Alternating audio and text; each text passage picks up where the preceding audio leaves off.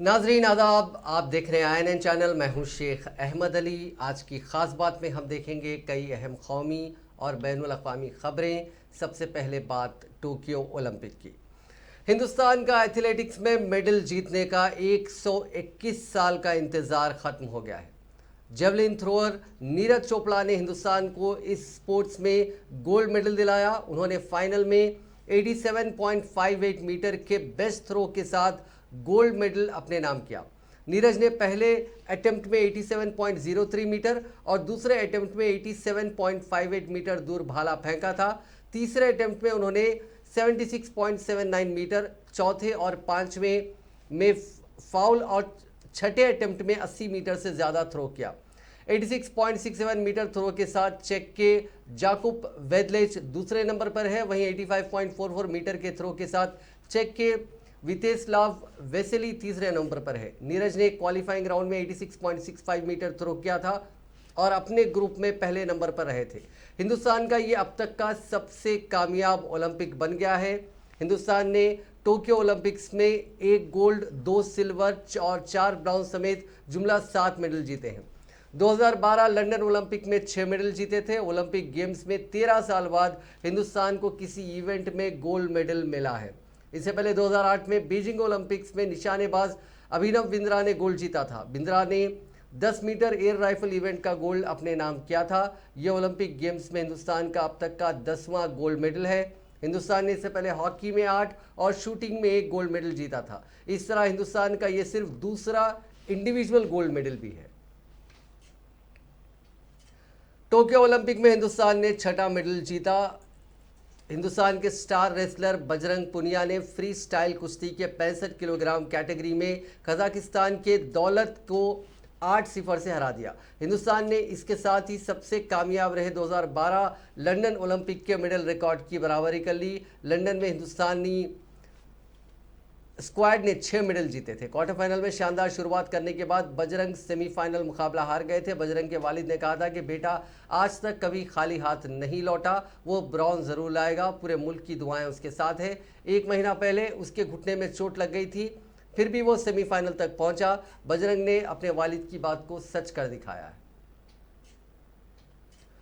Tokyo Olympic Hindustan का सबसे कामयाब ओलंपिक बन गया है। लंदन ओलंपिक में हिंदुस्तान ने 6 मेडल जीते थे। टोक्यो ओलंपिक में हिंदुस्तान ने 7 मेडल जीते हैं। नीरज के गोल्ड के अलावा मीराबाई चानू ने वेट लिफ्टिंग में सिल्वर, PV सिंधु ने बैडमिंटन में ब्रॉन्ज और लवलीना बोरगोहन ने बॉक्सिंग में ब्रॉन्ज मेडल जीता है। इसके अलावा मेंस हॉकी टीम ने ब्रॉन्ज और कुश्ती में रवि दाहिया ने सिल्वर मेडल जीता। वहीं बजरंग ने इतवार के हफ्ते के रोज ब्रॉन्ज मेडल जीता है।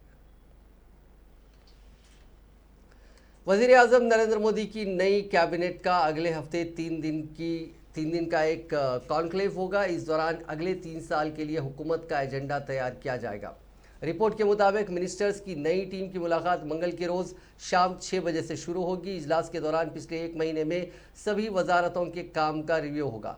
साथ ही उनके नए टारगेट सेट किए जाएंगे। नए वज़रा को उनके डिपार्टमेंट्स और वजारतों के बारे में तफसील से बताया जाएगा। उन्हें ये बताया जाएगा कि मरकज़ को उनसे क्या उम्मीद है। हाल के दिनों में मोदी हुकूमत की कई मुद्दों को लेकर तनकीद हुई है। मरकज़ पर इल्ज़ाम है कि वह कोरोना वायरस वबा, नए ज़राई क़वानीन और रोज़गार के मामले को ठीक से संभाल नहीं पाई। इस कॉन्क्लेव के दौरान इन सभी मसलों पर बहस होगी और हुकूमत को लेकर अवाम में बनती नाराज़गी से निपटने के तरीके तलाश किए जाएंगे। अगले साल 7 रियासतों में इंतखाबात होने हैं और 2024 में लोकसभा इलेक्शन भी है। बीजेपी वेस्ट बंगाल असेंबली इंतखाबात में अच्छा मुजाहरा नहीं कर पाई। कहा जा रहा है कि वज़ीर आज़म मोदी की पॉपुलैरिटी में गिरावट आई है। इसे लेकर बीजेपी और RSS ने तशवीश का इजहार किया है।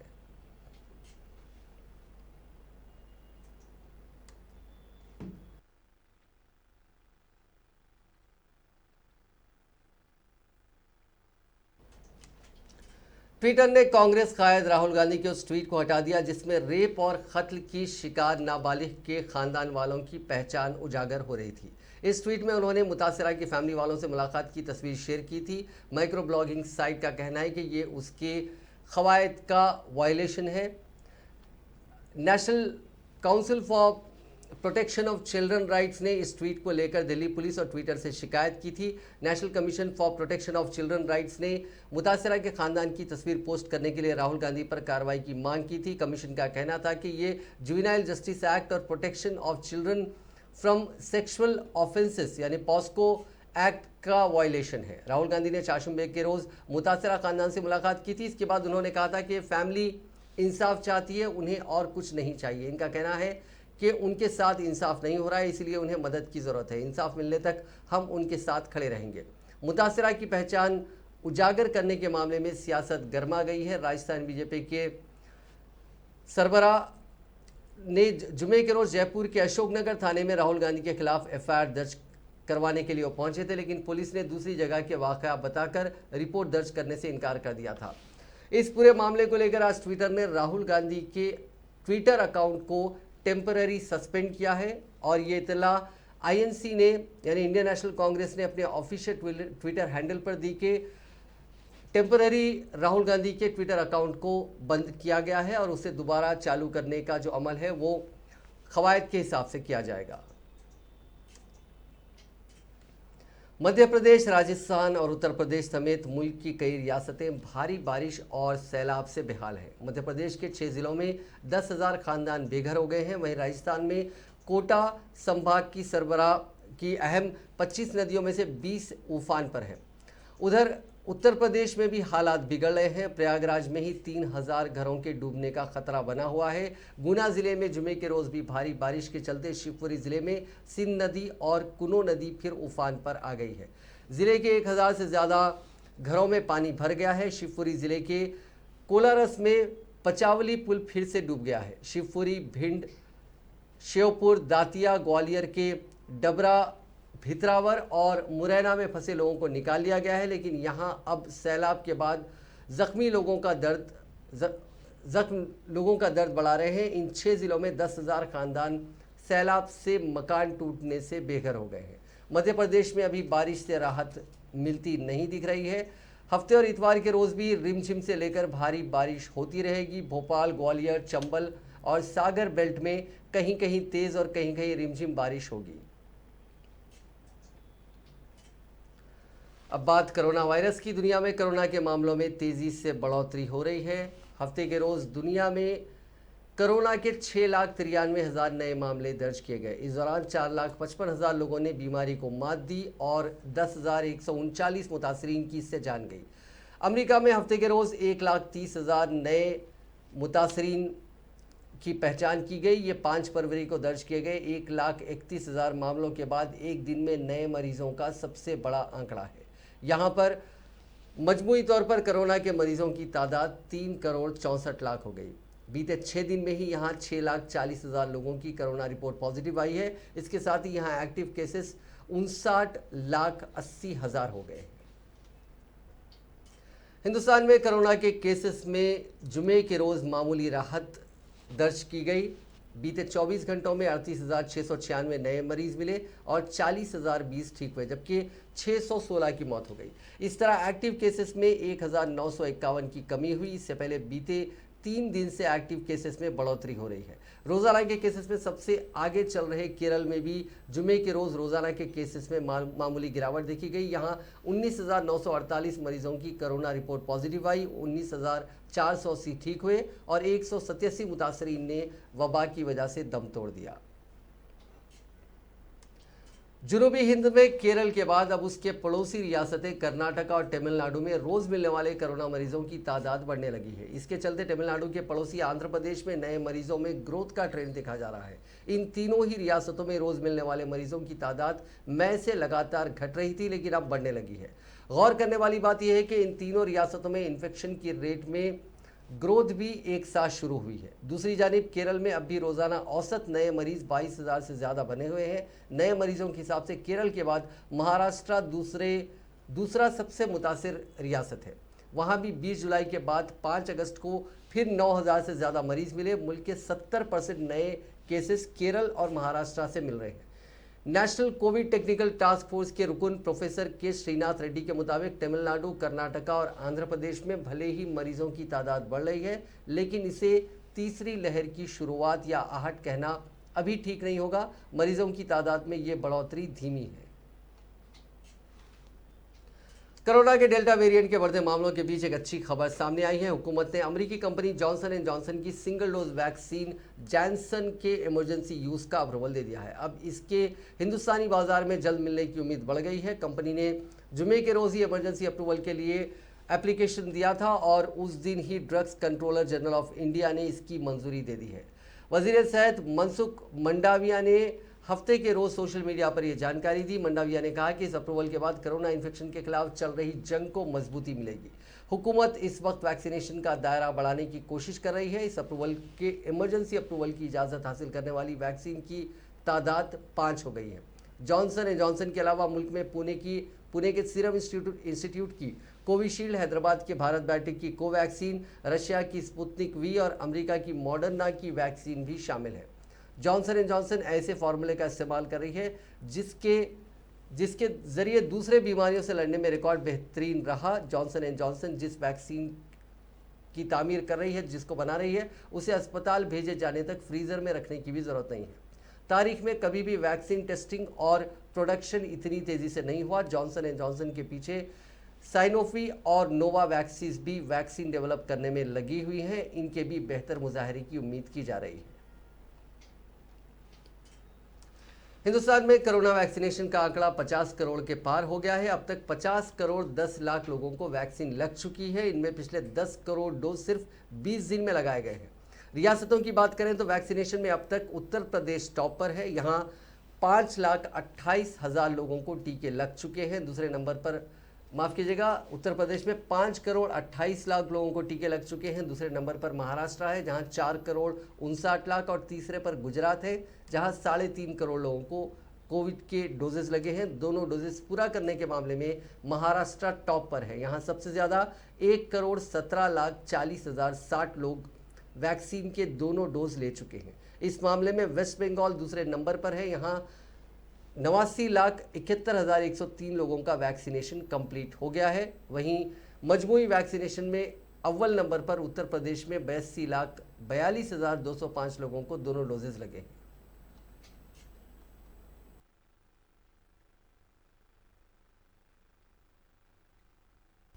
भारत ने मेड इन इंडिया वैक्सीन पर भी पूरा जोर लगाया। यही कारण है कि आज भारत के पास अपनी वैक्सीन है। ये वैक्सीन प्रभावी भी है, सुरक्षित भी है। कल ही भारत ने 50 करोड़ वैक्सीन डोज लगाने के बहुत अहम पड़ाव को पार किया है। दुनिया में ऐसे अनेक देश हैं जिनकी कुल संख्या से भी अधिक टीके भारत एक सप्ताह में लगा रहा है। ये नए भारत का, आत्मनिर्भर होते भारत का नया सामर्थ्य है। कभी हम बाकी दुनिया से पिछड़ जाते थे, आज हम दुनिया से कई कदम आगे हैं। आने वाले दिनों में टीकाकरण की इस गति को हमें और तेज करना है। भारत ने मेड इन इंडिया वैक्सीन पर भी पूरा जोर लगाया। यही कारण है कि आज भारत के पास अपनी वैक्सीन है। ये वैक्सीन प्रभावी भी है, सुरक्षित। कोरोना वायरस की वैक्सीन लोगों को क़ुव्वत मुदाफ़ियत यानी इम्यूनिटी में इजाफे के हवाले से मददगार साबित हो रही है। एक तहकीक में दावा किया गया है कि कोरोना वायरस की बीमारी से शिफायाब होने के बाद जो लोग टीका नहीं लगवा रहे हैं उनमें इन्फेक्शन दोबारा होने का खतरा दुगना बढ़ जाता है। Centre for diseases control and prevention control नामी रिपोर्ट में साइंसदानों ने लोगों से अपील की है कि वो वैक्सीन के इंजेक्शन ज़रूर लगवा लें, क्योंकि तेज़ी से फैल रहे डेल्टा वेरिएंट का खतरा बढ़ रहा है। इससे इन लोगों को भी खतरा है जो पहले से कोरोना की जद में आ चुके हैं। रिपोर्ट में कहा गया है कि इस बात के सबूत मिले हैं कि वैक्सीन से लोगों की कुदरती क़ुव्वत मुदाफ़ियत मजबूत हो रही है और वायरस के इस वेरिएंट के खिलाफ लोगों को तहफ़्फ़ुज़ हासिल हो रहा है। सीडीसी के डायरेक्टर रोशेल वॉलेंस्की ने कहा है कि अगर आप पहले मुतासिर हो चुके हैं तो वैक्सीन ज़रूर लगवा लें। वैक्सीन लगवाना अपनी और अपने इर्द गिर्द के लोगों की सलामती का सबसे बेहतर तरीका है और ये ख़ास तौर पर इसलिए भी ज़रूरी है क्योंकि मुल्क में कोरोना वायरस का डेल्टा वेरिएंट तेज़ी से फैल रहा है। नए वेरिएंट से दोबारा इन्फेक्शन होने के हवाले से मालूमात अभी पूरी नहीं है, लेकिन यूएस हेल्थ अफसरान ने बरतानिया के आदादोशुमार से इस बात का इम्कान जाहिर किया है कि डेल्टा वेरिएंट से दोबारा इन्फेक्शन फैलने का खतरा ज़्यादा है। अगर आप गुज़िश्ता 6 महीने में कोरोना से मुतासिर हुए हैं तो अल्फ़ा वेरिएंट के मुकाबले इस वेरिएंट से दोबारा मुतासिर होने का खतरा आपको ज़्यादा है। दुनिया भर में तशवीश की वजह बने कोरोना के डेल्टा वेरिएंट ने हिंदुस्तान में इन्फेक्शन के केसेस बढ़ाने शुरू कर दिए हैं। चेन्नई के इंस्टीट्यूट ऑफ मैथमेटिकल साइंस के मुताबिक मुल्क में आर वैल्यू की रेट एक महीने के अंदर 0.93 से बढ़कर 1.01% हो गई है। यानी अब कोरोना का एक मरीज एक से ज़्यादा अफराद तक इन्फेक्शन फैला रहा है। नेशनल इंस्टीट्यूट ऑफ एपिडेमोलॉजी के डायरेक्टर डॉक्टर मनोज ने बताया कि आर वैल्यू का बढ़ना बेहद तशवीशनाक है। इससे इन्फेक्शन के बाद अमवात और अस्पतालों में मरीजों की तादाद में भी बढ़ोतरी होती है। सबसे ज़्यादा आर वैल्यू मध्य प्रदेश में है जहाँ पे 1.31% है और हिमाचल प्रदेश में 1.3 में है।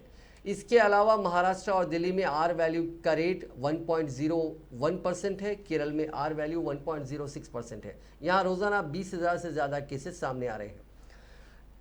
डेटा साइंटिस्ट के मुताबिक आर फैक्टर यानी रिप्रोडक्शन रेट ये बताता है कि एक इन्फेक्टेड शख्स से कितने लोग इन्फेक्ट हो रहे हैं या हो सकते हैं। अगर आर फैक्टर 1 से ज़ायद है तो इसका मतलब है कि केसेस बढ़ रहे हैं। वहीं आर फैक्टर 1 से कम होना या कम होते जाना केसेस घटने का इशारा होता है।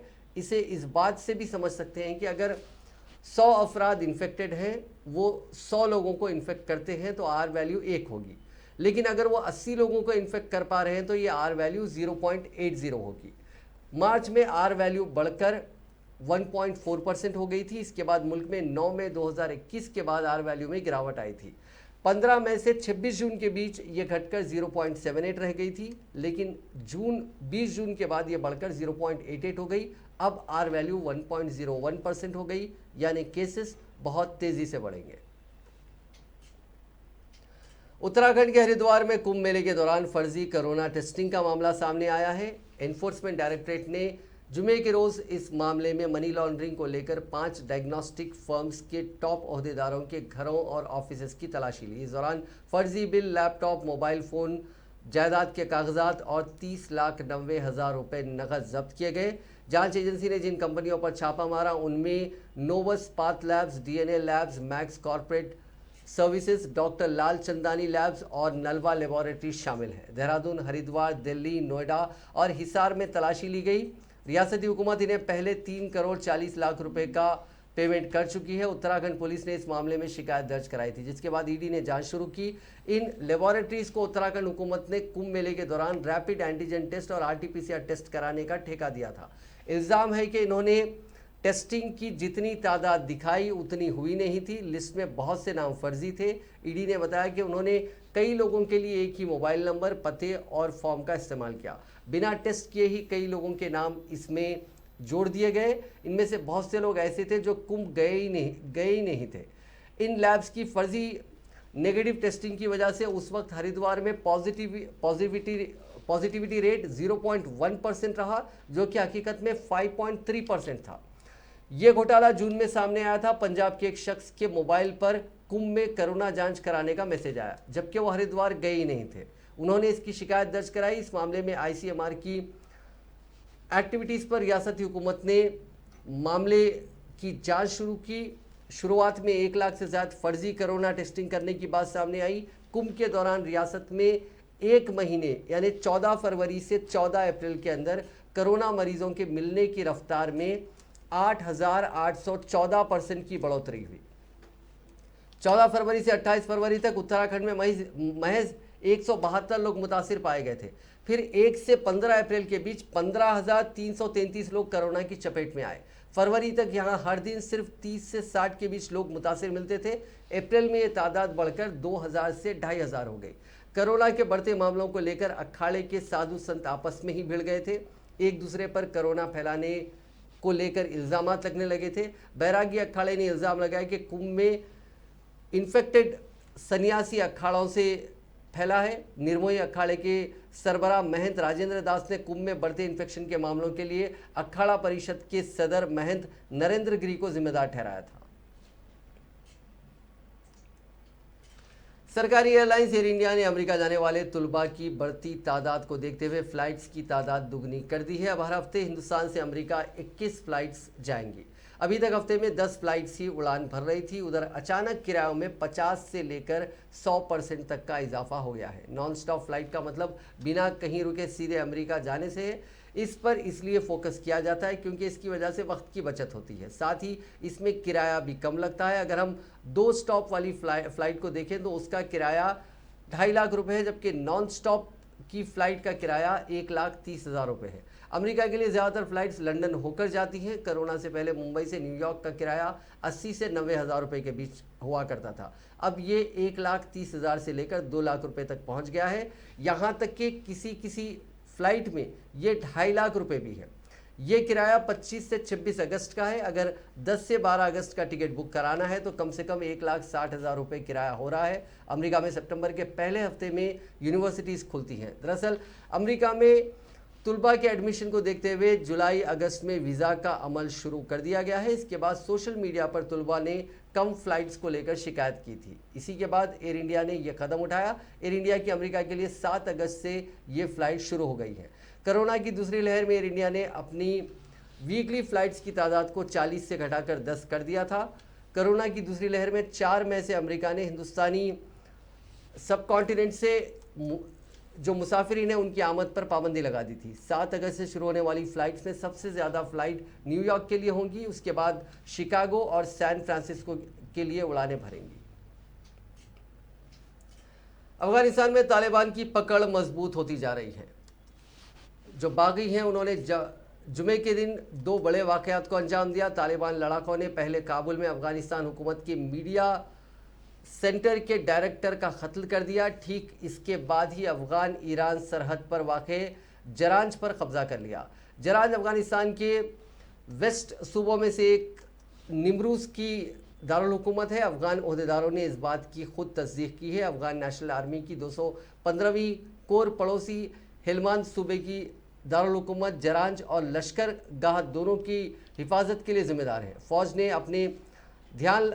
अपना ध्यान लश्करगाह की हिफाजत पर मरकूज़ कर दिया था, जिसके बाद जरांज पर तालिबान लड़ाकों ने आसानी से कब्जा कर लिया।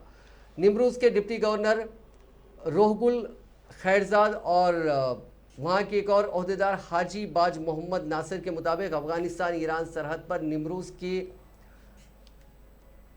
जो सरहद है जरंज खंडर में तब्दील हो गई है। अब वहाँ पर बागियों का कब्जा हो गया है। अफगान ओहदेदारों ने बताया कि ये तालिबान की जानिब से कब्जा की जाने वाला पहले सूबे की एक दारुल हुकूमत है। तालिबान ने ऐसे कई शहरों को हफ्तों से घेर रखा है। 1,60,000 की आबादी वाले जरान शहर के गिरने का इम्कान तालिबान की पहली बड़ी कामयाबी है। जापान की दारुल हुकूमत टोक्यो में एक शख्स ने चलती ट्रेन में मुसाफिरों पर चाकू से हमला कर दिया। हमले में 10 मुसाफिर जख्मी हो गए। एक स्टूडेंट की हालत तशवीशनाक बताई जा रही है। इसकी पीठ और सीने में चाकू से कई बार अटैक हुआ है। 9 लोगों को मामूली चोट आई है। चाकूबाजी करने वाले शख्स को गिरफ्तार कर लिया गया है। इसकी पहचान 36 साल के यूसुके सुशिमा के तौर पर की गई है। वो जहनी तौर से बीमार बताया जा रहा है। उसने पुलिस को बताया कि ट्रेन में सवार कुछ खवातीन को देखकर उसे गुस्सा आ गया। वो उन्हें जान से मारना चाहता था। यह हमला शिजुओका कोएन स्टेशन के पास जुमे के रोज़ पेश आया। हमला होते ही ट्रेन में सवार मुसाफिर सहम गए। डिब्बे में लोग ज़ोर ज़ोर से चिल्लाने लगे। एक चश्मदीद ने बताया कि लोग डर के मारे एक डिब्बे से दूसरे डिब्बे में भाग रहे थे। ट्रेन को इमरजेंसी ब्रेक लगाकर रोकना पड़ा। क्रू ने मुसाफिरों को ट्रैक के रास्ते नज़दीकी स्टेशन तक पहुंचाया। ओहदेदारों ने बताया कि हमलावर ट्रेन रुकने के बाद ट्रैक पर कूदकर भाग गया, लेकिन बाद में फायर डिपार्टमेंट और पुलिस ने मिलकर उसे गिरफ्तार कर लिया। 10 में से 9 जख्मियों को अस्पताल ले जाया गया, जबकि एक मौके से गायब हो गया। टोक्यो में इस वक्त ओलंपिक गेम्स हो रहे हैं। ऐसे वक्त में इस तरह का वाक़े से जापान के सिक्योरिटी इंतजामात पर सवाल उठे हैं। दुनिया में जापान महफूज मुल्कों में से एक माना जाता है, फिर भी पिछले कुछ सालों में यहाँ कई पुरतशद्दुद वाक़यात हुए हैं। 2019 में एक शख्स ने स्कूली बच्चों पर हमला कर दिया था। इसमें एक बच्चे की मौत हो गई थी और 18 जख्मी हुए थे। यूनान के एथेंस में जंगलों में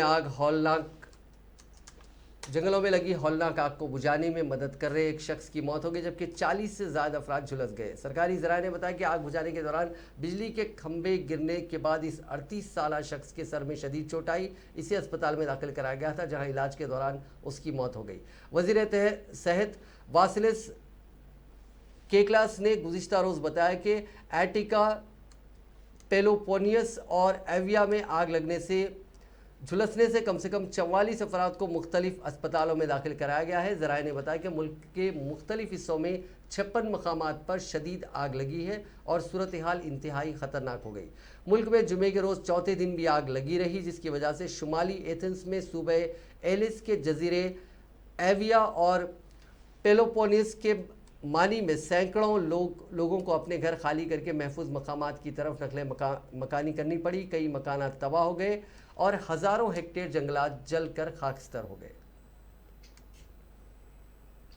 व्हाट्सएप ने एप्पल का नया फीचर अपनाने से मना कर दिया। दरअसल एप्पल के फीचर बच्चों की सेफ्टी को लेकर लाया था। व्हाट्सएप हेड विल कैथार्ट ने ट्वीट के जरिए अपनी बात रखी। उनका कहना है कि एप्पल का नया सॉफ्टवेयर फ़ोन पर सभी तरह की प्राइवेट फ़ोटो भी स्कैन कर सकता है। एप्पल के मुताबिक उसकी आने वाली सभी डिवाइसेस में नए क्रिप्टोग्राफिक एप्लीकेशंस होंगे जो बरहना तस्वीरों को फैलने से रोकेंगे और यूज़र्स की प्राइवेसी का ध्यान भी रखेंगे, जिससे पेरेंट्स बच्चों की ऑनलाइन एक्टिविटी पर ज़्यादा निगरानी रख सकेंगे। अगर यूज़र बच्चों से जुड़ी कोई पोर्नोग्राफी सर्च करेगा तो ये फीचर उसे रोकेगा, साथ ही चाइल्ड और पेरेंट्स की ऑनलाइन सेफ्टी के लिए अलग से जानकारी भी देगा।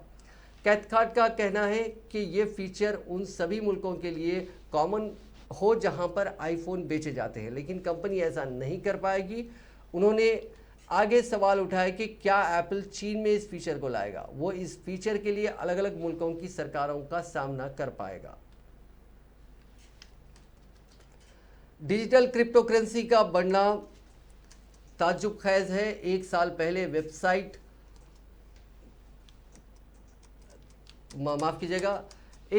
वेबसाइट ने 6000 करेंसी लिस्टेड की थी, आज 11145 करेंसी लिस्ट है। उनका टोटल मार्केट कैपिटलाइजेशन 2,44 करोड़ रुपए से बढ़कर आज 11,86 करोड़ रुपए हो चुका है। डिजिटल करेंसी की 63% ट्रेडिंग इंस्टीट्यूशंस और कंपनियां कर रही हैं। इसके बावजूद क्रिप्टो करेंसी के बाजारों में ज़बरदस्त उथल पुथल मची हुई है। इससे डिजिटल करेंसी के ख़त्म होने के अंदेशों ने जन्म लिया है। बिटकॉइन की कीमत अप्रैल में 47 लाख रुपए से घटकर मई में 22 लाख रुपए हो गई थी। आज ये 29 लाख रुपए के आसपास है। 29 जुलाई को तो बिटकॉइन का बाजार में कीमत 21 लाख रुपए पर आ गई थी। गिरावट के बाद इन्वेस्टर्स को डर है कि कहीं ये गिरावट भारी ना पड़ जाए, क्योंकि उनका क्रिप्टो करेंसी में बहुत कुछ दांव पर लगा हुआ है। बिटकॉइन की गिरावट पर ट्रेडर्स भारी लेन देन कर रहे हैं। करेंसी के गिरने पर क्रिप्टो इकोनॉमी बैठ जाएगी। डिजिटल रूप से बिटकॉइन बनाने वाले माइनर्स को नए कॉइन दिए जाते हैं। अगर करेंसी में भी भारी गिरावट आई तो वो कॉइन्स बनाना बंद कर देंगे। इन्वेस्टर्स भी बाकी दीगर क्रिप्टो करेंसी से छुटकारा पालेंगे। डेटा फर्म चेन एनालिसिस के फिलिप ग्रेडवाल का कहना है कि ताज़ा हलचल ने ये दिखाया है कि बाकी डिजिटल करेंसी भी बिटकॉइन को फॉलो करेंगी। बिटकॉइन के गिरने से बहुत नुकसान होगा। इसमें हेज फंड, म्यूचुअल फंड और कुछ कंपनियों समेत दीगर इंस्टीट्यूशंस जो कि इन्वेस्टर्स हैं, उन्हें नुकसान उठाना पड़ सकता है।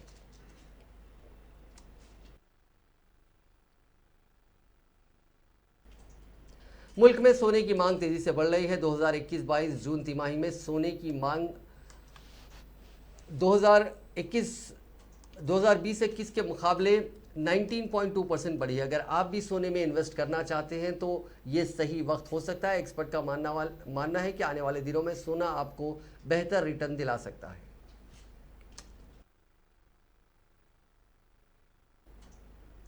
नाजरीन, आज की खास बात में बस इतना ही। आपसे कल मुलाकात होगी नई खबरों के साथ, नए एनालिसिस के साथ। फिलहाल दीजिए इजाज़त। खुदा हाफिज़।